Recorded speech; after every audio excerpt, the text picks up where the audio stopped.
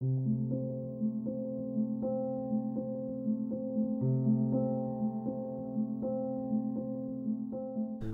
métalliques, aux formes hymnes ou méthodiques, force imodique aux expos magiques et toniques, des mains et du métal, un humain et son mental d'acier, fasciné des œuvres et de leur faciès, scié car son art m'étonne, un poète perdu dans le vide et dans le vice, de ce que je vis et vise, je tombe dans la poétique du vide. L'art est dans le cœur du Fils, dans les sculptures et peintures et dans tout ce qu'elles vous disent.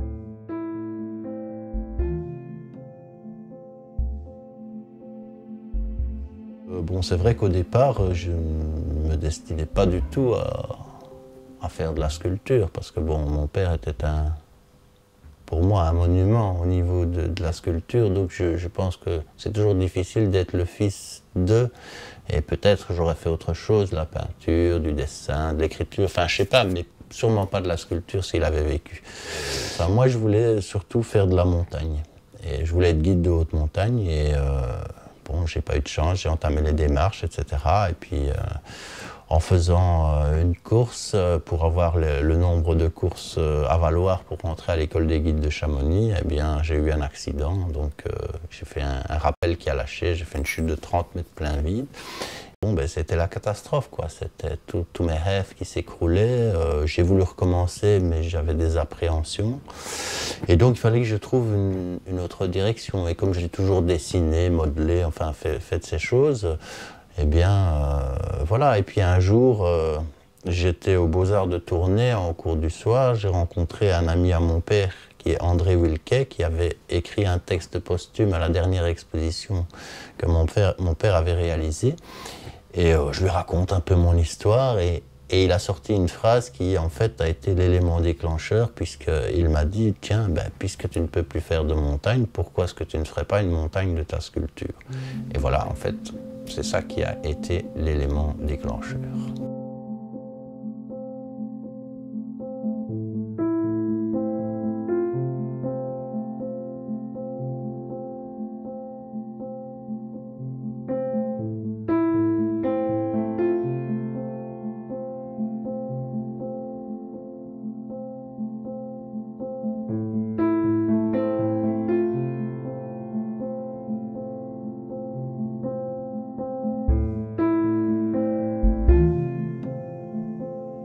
Il y a 20 ans, je n'avais pas cette quête spirituelle, mais forcément, on est des êtres humains et on a un parcours. Et au travers de mon parcours, j'ai vécu beaucoup d'expériences, qu'elles soient positives ou négatives.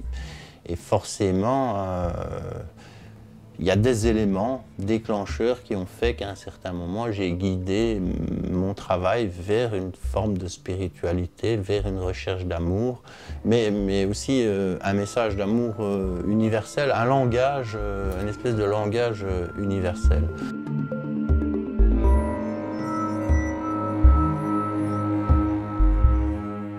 Ce que les gens ont besoin aujourd'hui, c'est justement de rêver et de naviguer ailleurs, d'apprendre à se connaître eux-mêmes. Et je pense que là, accéder, je vais dire, à une certaine connaissance, une certaine initiation, et je pense que l'art peut amener à ça au travers des regards, au travers des émotions, parce que je pense que c'est ça qui est important, c'est que vous ayez une émotion. S'il n'y a pas d'émotion, je ne vois pas l'intérêt. Voilà. J'aime beaucoup le travail de Johan. J'ai une émotion forte quand je la regarde. J'ai connu Johan à travers une exposition, je ne le connaissais pas et puis j'ai pris contact avec lui et je trouve que le travail est très beau, c'est un grand artiste.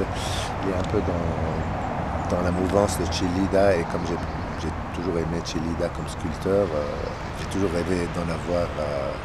Mais bon, les Chillida sont inatteignables aujourd'hui. Et puis j'aime encourager les artistes belges et donc voilà, on a fait un achat de quelques œuvres. De quelques œuvres. Tout au long de ma carrière, j'ai eu, je vais dire, 3 pères importants. Le premier, bien entendu, c'était le mien, mon propre père, puisqu'il était artiste et forcément j'en ai été inspiré. Le second, ça a été Julio González, un Espagnol. qui travaillait le fer. Et le troisième, c'était Eduardo Chillida, qui pour moi a donné une dimension tout à fait différente. Et voilà, et puis maintenant, à moi de compulser avec tout ça pour faire ma route. C'est la première chose qui vous est venue en tête quand vous avez vu le travail de Johan, c'est le rapport avec Chillida? Le clin d'œil à Chillida, oui, mais je trouve que chez Johan, il y a quelque chose en plus qui est cette chaîne qui est en même temps cassée, mais qui est en même temps qui se rejoint. C'est un peu une image du monde où on trouve les dialogues qui se font mais qui se cassent. C'est un peu, nous espérons d'ailleurs nous aussi rapprocher ce monde à travers notre fondation, mais ça c'est un symbole, et je venais de lui dire que je trouvais vraiment un lien entre le rapprochement, parce qu'en même temps les choses ne se touchent pas, elles se respectent, elles sont à une distance, mais elles sont esthétiquement très belles. Et c'est vrai que si elles étaient fermées, elles seraient prisonnières l'une de l'autre, et si elles restent comme ça, il faudrait peut-être les rapprocher un peu plus, mais bon, c'est une question aussi comment lui la voit et de quelle manière. Mais je vois dans toutes ses œuvres un peu, en tout cas toutes les œuvres que j'ai achetées et qui sont d'une certaine période, je ne connais pas son dernier travail, c'est un peu ça. Le rapprochement dans le respect. Voilà. La chaîne qui n'est pas fermée ni ouverte. Est-ce que les œuvres de Johan Bodar sont universelles d'après vous? Est-ce qu'elles peuvent parler? J'espère en tout cas qu'elles traverseront le temps. Oui, je crois que oui, mais ça c'est seulement le temps qui le dira. On peut jamais savoir qui dépassera quoi et comment. J'espère qu'ils traverseront le temps en tout cas. Et moi en tout cas je ressens beaucoup d'émotions quand je les vois et quand je les admire.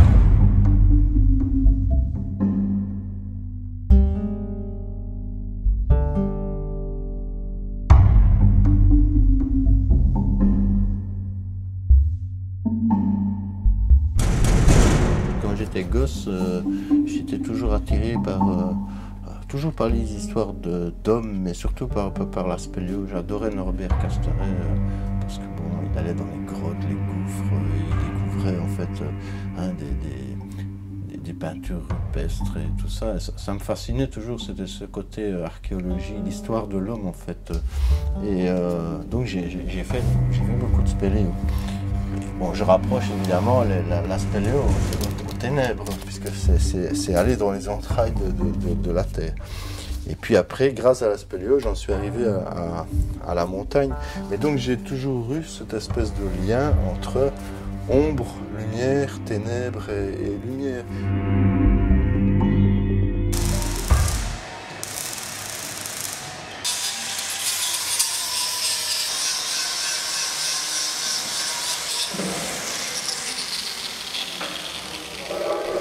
L'acier, pourquoi est-ce que j'ai choisi l'acier?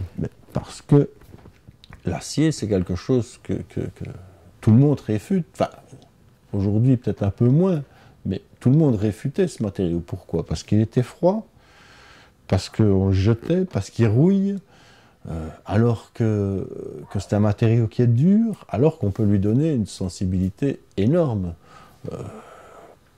J'ai fait une exposition à Paris en 1991 où une dame a dit de mon travail: Monsieur Bodar, vous rendez le fer amoureux. Qu'est-ce qu'il y avait de plus beau que ça? J'avais réussi ce que je voulais, parce que là, tout d'un coup, ce message, il était passé. Et le seul secret, c'est l'osmose. C'est l'osmose avec le matériau. Je veux dire, un matériau, c'est comme un être humain. Il vit. Il faut le respecter. Quand vous gravissez une montagne, vous choisissez un itinéraire. Mais si vous vous bornez à aller à cet endroit-là et que vous ne jouez pas, vous ne faites pas corps avec la montagne, à un moment donné, ça va vous retomber sur la figure et c'est terminé. Eh bien, le fer, la pierre, enfin, quel que soit le matériau qu'on choisit, je pense qu'il faut créer une osmose avec lui. Et encore une fois, et quand il vous dit stop, eh bien, il faut accepter ce stop.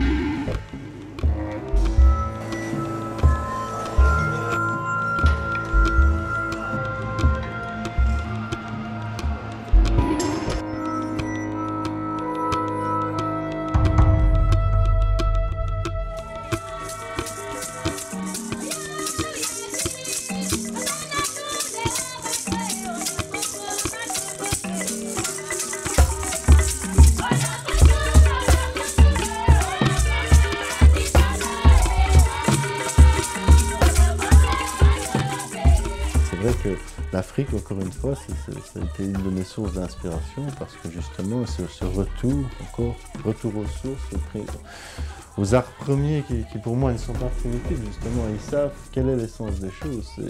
Au sein de la forêt, ils savent où trouver les plantes qui servent de médicaments et comment se soigner. Ils ont une maîtrise des éléments, de la terre, enfin bon, il y a toute une culture. Tous ces motifs racontent en fait l'histoire de la famille, du personnage qui le porte. Quand un personnage africain porte ces velours, en fait, on sait d'où il vient et où il va, je ne sais pas, mais en tout cas, on connaît ses origines, etc., etc.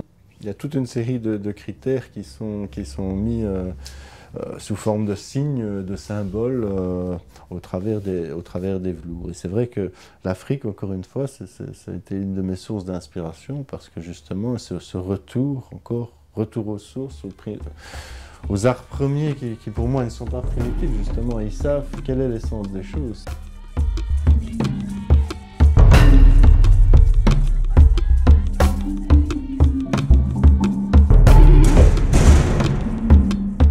C'est vrai que l'écriture m'a toujours interpellé, j'ai toujours écrit des poèmes, des petits textes et des choses comme ça, et il y a toujours eu un lien entre les deux. Et donc, c'est vrai que je pense que c'est une espèce de langage universel. Tout au début de ma carrière, après les premières expos, je vais à l'ambassade du Japon. Et je rencontre l'ambassadeur, je discute avec lui, je voulais absolument avoir une expo, soit au Japon, soit à l'ambassade, enfin soit. Et il regarde les photos de mes sculptures, et puis à un moment donné, il me regarde et il me dit « Mais monsieur, vous connaissez la calligraphie japonaise ?» Je lui dis ben, « Oui, ça m'intéresse, mais je la connais sans plus. » Et puis il prend son bic et il montre une photo et il me dit « Ça, c'est bien une femme ?» Je dis « Oui. » Il me dit, vous savez comment on écrit femme en japonais? Et il me fait la calligraphie. Et en fait, la calligraphie, c'était ma sculpture. Alors bon, maintenant, on le prend comme on veut, mais c'est vrai que c'est assez étonnant. Et puis, presque 10 ans plus tard, je rencontre à Paris Dominique Thino, président du bateau Lavoir, qui me propose de faire un symposium en Iran. Bon, j'accepte, je rentre en Belgique, je fais des croquis, etc. Et je rencontre un ami algérien, à qui je discute avec lui, je lui dis que je vais peut-être aller en Iran, etc. Et je lui montre les projets. Et à un moment donné, il est assez stupéfait, il me dit « Ah, si tu vas en Iran, c'est ce projet-là que tu dois mettre. » Je dis « Ah, pourquoi ?» Et puis il me regarde et puis il me dit « Mais tu ne m'avais pas dit que tu connaissais la calligraphie arabe. » Je dis « Mais je ne la connais pas. Ça m'intéresse encore une fois, mais je ne la connais pas. » Et il me dit « Tu as écrit, ça s'appelle Rali. » Et Rali veut dire l'élévation. Et là, je suis resté, j'en ai encore des frissons aujourd'hui, parce que, en fait, j'avais appelé l'œuvre l'élévation. Donc, il y a quelque chose, je vais dire, ou inné, ou en tout cas chez moi, qui fait qu'il y a cette perception d'une écriture, en tout cas, dont j'ai compris qu'en fait, mes sculptures étaient plus une écriture, et qu'il y avait vraiment des codes que je donne peut-être de façon inconsciente et qui sont là. Et voilà, d'où c'est vrai qu'à certains moments, j'ai changé mon fusil d'épaule et j'ai été vers une espèce d'écriture qui doit, à mon avis, lancer des messages et faire comprendre aux gens ce qu'ils sont, qui ils sont, pourquoi ils sont là, qu'est-ce que l'art, est-ce que c'est essentiel, est-ce que ça ne l'est pas. Voilà, c'est un peu tout ça, mais c'est surtout avant une histoire d'homme, je pense. Hein, savoir ce qu'on est, pourquoi on est là, qu'est-ce qu'on fait sur la Terre, etc. quoi. C'est une espèce d'écriture universelle qui pour moi, doit unir tous les hommes, mais ça doit outrepasser tout ce qui est question de religion, de politique. Enfin, tout ça, c'est pas grand-chose. Donc, et ça ne vaut rien comparé à l'homme qui est un être humain et qui a, à mon avis, énormément de pouvoir, mais qui ne sait pas les utiliser ou qui ne sait plus les utiliser.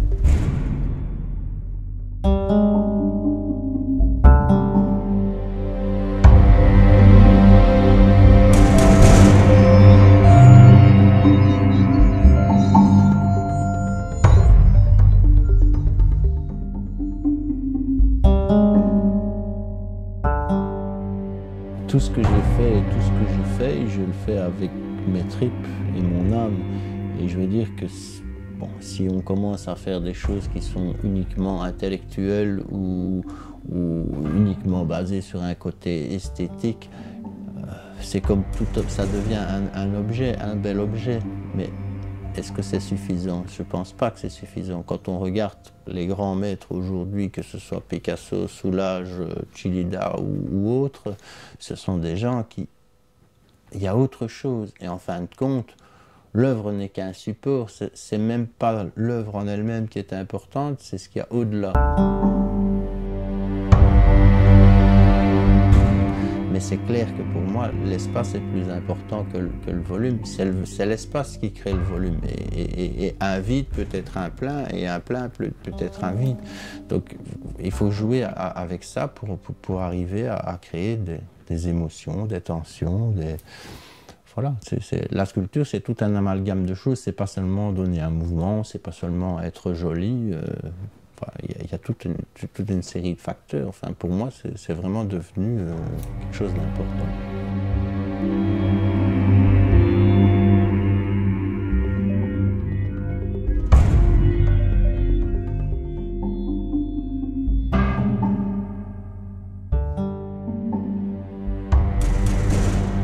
Mon parcours est presque un chemin initiatique. Voilà, ma toute première citation était « c'est dans la simplicité qu'on découvre la difficulté ». Alors j'ai toujours suivi cette démarche, bon, avec des œuvres parfois un peu plus complexes, d'autres un peu plus simples, mais je pense que plus je vais avancer et plus je vais aller vers la sobriété, parce que je pense que c'est dans la beauté du geste, je veux dire, un trait sur une feuille, pour moi, c'est plus que beaucoup de choses, parce que c'est la pureté,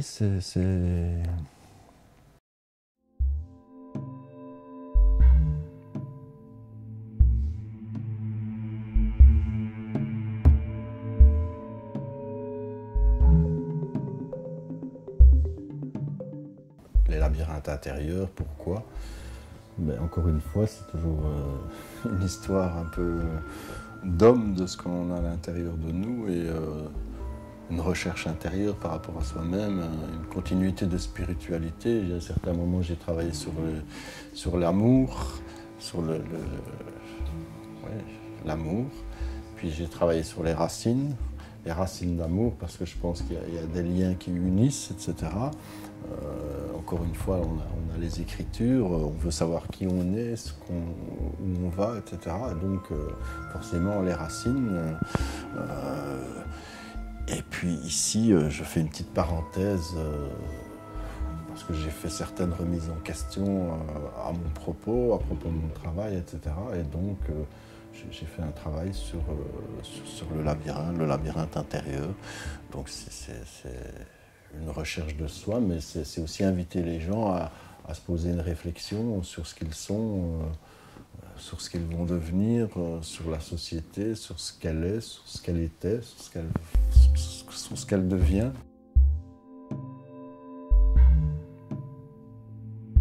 Le labyrinthe, c'est inviter les gens à faire leur quête personnelle, donc au travers d'un parcours, un espèce de chemin initiatique, pour aboutir soit à la connaissance de soi, la connaissance d'eux-mêmes, au travers d'un regard, d'un parcours par lequel on est invité à avoir des œuvres, une écriture, etc., à faire le lien un petit peu avec les arts premiers, avec la société actuelle, les matériaux actuels, enfin tout ce qui se fait aujourd'hui.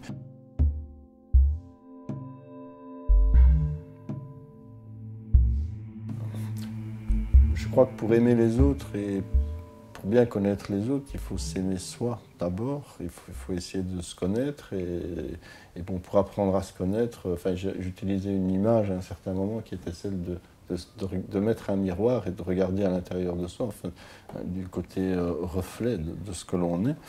Et encore une fois, ici, je pense que trouver les origines de l'homme, je crois qu'elles sont en tout homme. Si je ne crée pas une émotion, c'est que j'ai raté mon coup. Ça, c'est la première des choses. La deuxième chose, c'est qu'il puisse, au travers des œuvres, rêver. Il voyager, voyager dans tous les sens du terme, c'est-à-dire voyager en eux-mêmes, voyager dans le monde, au travers des regards du monde, se poser peut-être, et surtout se poser un tas de questions, et peut-être se remettre en question. Se dire, tiens, qu'est-ce que je fais ici? Pourquoi? Comment? Qu'est-ce qu'on fait sur la Terre? C'est la même chose que dans la nature. Quand on est dans la nature, on regarde, on écoute, on s'imprègne de quelque chose. Et bien là, c'est exactement la même chose, quoi.